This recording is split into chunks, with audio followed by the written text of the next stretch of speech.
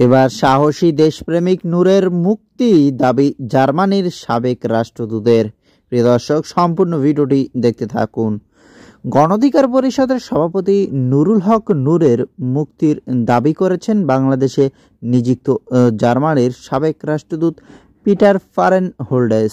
তিনি নূরকে ব্যক্তিগতভাবে চেনেন বলেও জানিয়েছেন।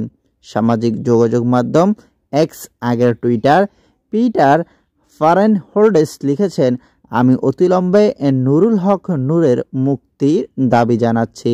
আমি তাকে ব্যক্তিগতভাবে চিনি। তিনি কয়েকবার আমার বাসায় এসেছিলেন। তিনি বাংলাদেশের একজন আন্তরিক, নিবেদিত প্রাণ এবং সাহসী দেশপ্রেমিক। চিকিৎসা সেবা পাওয়ার জন্য তাকে মুক্তি দিতে হবে। ঐতিহ্যবাহী দিল্লীয় রাজনৈতিক কাঠামোর বাহিরে নতুন প্রজন্মের তরুণ রাজনীতিবিদরা দেশের ভবিষ্যৎ হতে হবে।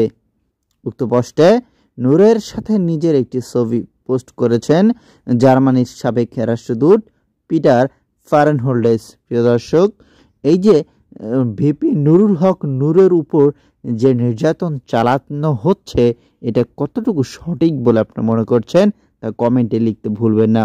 ভালো থাকবেন, ধন্যবাদ।